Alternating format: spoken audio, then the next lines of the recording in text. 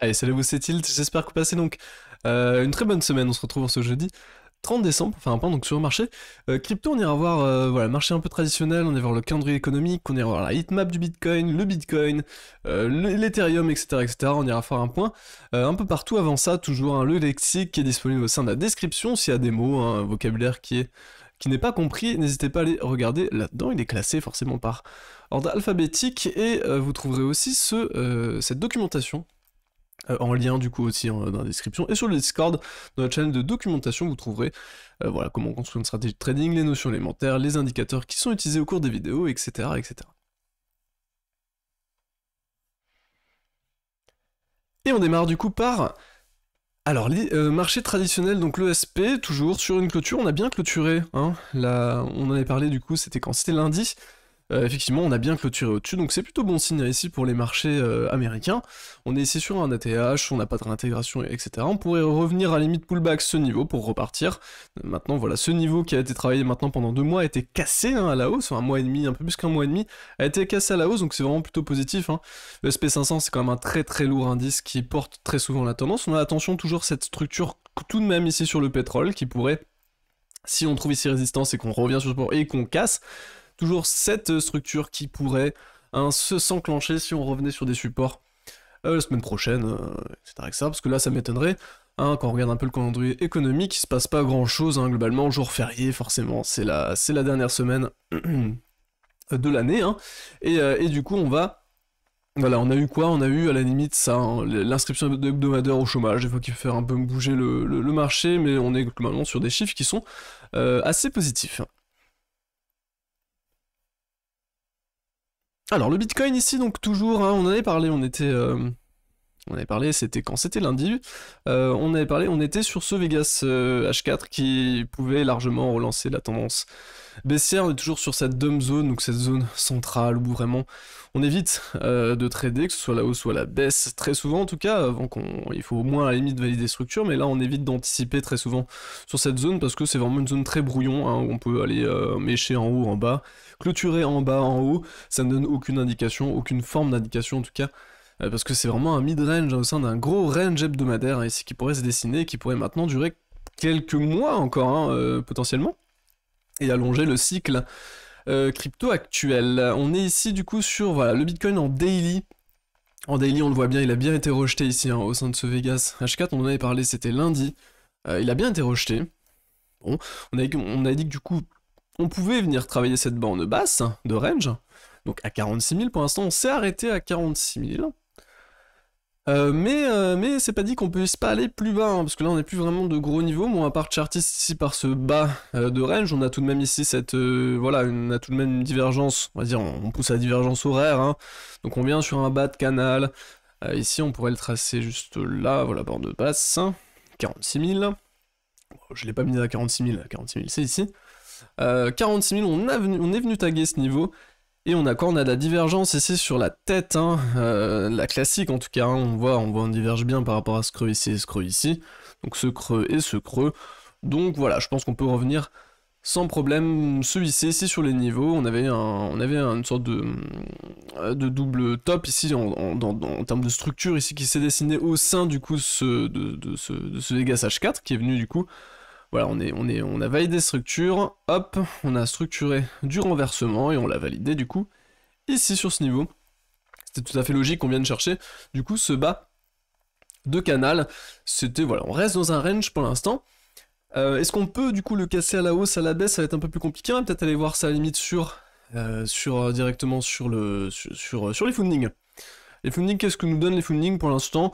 Bon, d'un point de vue daily, on est sur quelque chose de relativement plat, on n'a pas non plus de gros efforts, en tout cas, qui sont faits par les spéculateurs dans un sens comme dans l'autre, mais voilà, pour l'instant, on était sur des supports ici, qui ne parvenaient pas à casser, parce qu'on avait un funding qui était globalement plutôt bear. On est revenu sur résistance funding longue, comme d'habitude, les gens ils font plutôt l'inverse de ce qu'il faudrait, ce qu'il faudrait faire, et on revient ici sur support, et on retrouve encore quelques points de funding bear encore ici. Bon, si on a vraiment un funding qui est globalement vert, ici on risque de casser la zone, on voit d'ailleurs ici sur certains exchanges qui ont commencé à retirer, je crois, leurs ordres. C'était où? C'était ici sur Bitstamp, ici, qui soutenait, on va dire ici, en haut, là, Ils étaient en train de wall ici les 40 000 en gros. Et ils ont retiré leur wall. Hein. Maintenant il n'y a plus de soutien en gros, hein, ou alors un très léger soutien de 66 bitcoins, alors qu'avant ils étaient plutôt placés à hauteur de d'une centaine, 125, quasiment le double, hein, voire le triple, hein, juste avant.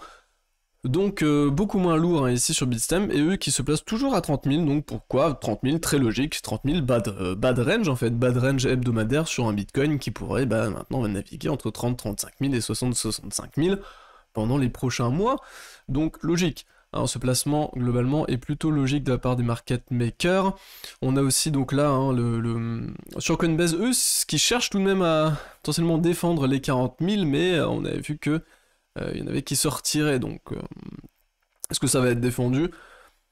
S'il y a que Coinbase qui cherche à défendre ça, ça risque pas franchement d'être défendu. Et on a aussi Binance qui eux se place plutôt à 20 000, donc eux qui visent finalement peut-être les niveaux d'investissement dont on avait parlé, hein, qui étaient du coup les niveaux ici en fait, hein, voilà en fait les niveaux, les gros levels hein, qui sont du coup ici, d'investissement en fait, eux qui se placent là. Donc on voit que les market makers commencent à se placer ici en fait, sur borne basse et puis sur borne d'investissement. Toute cette zone ici qui pourrait être achetée massivement par des institutionnels, par des mains fortes, où le retail verrait une sorte de double top mensuel qui se dirait ok on part à zéro, bah là l'institutionnel qui lui plutôt je pense achèterait hein, cette peur et potentiellement des ventes du retail si on faisait ça. Personnellement je trouve que c'est un scénario qui est très bon pour vraiment laver tout le monde hein. C'est quoi? C'est on fait chier tout le monde, enfin on se fait chier dans le coin, on range en haut, on rebondit, on va sur support potentiellement derrière, et puis on casse, on fait croire qu'on casse ce support. Et là je vous prie de croire que je pense que si on casse, si on feinte une cassure des 30 000 à la baisse, tout le monde va commencer à reparler de la structure en week off, etc. Tout le monde va se dire ok bon bah là on part sur un super cycle de baisse, que je ne pense absolument pas possible pour l'instant. Les niveaux d'investissement, c'est vraiment ceci. Donc voilà, à ce niveau-là, on va parler un peu de la dominance. Dominance, il y a quoi? Il n'y a pas grand-chose, on est toujours en train de travailler support. Pullback sur l'Ethereum Bitcoin, donc pas de mouvements réels hein, qui ont été engagés. Et l'Ethereum ici, donc l'Ethereum contre le dollar ici, qui lui, par contre, commence à casser légèrement. Bon, 3 jours et 8 heures encore, hein, donc on pourrait encore très bien largement mécher, parce qu'on voit tout ce qui est passé en dessous, en tout cas de 3009, sur l'Ethereum a été racheté. Donc pour l'instant, 1, 2, 3, 4, ce serait potentiellement la 4ème fois où on rachète tout ce qui se passe sous une session hebdomadaire, hein, sous les 3009, donc pas de clôture, pas de raison de commenter cette bougie, pour moi en tout cas. Le Aragon.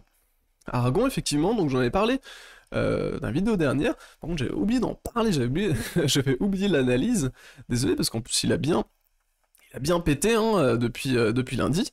On avait effectivement une belle structure ici, avec une belle résistance ici, qui venait d'être confortée par ce pivot annuel, donc très lourd niveau, les 7 $, hein. 7 $ qui est un très lourd niveau, en tout cas de prix.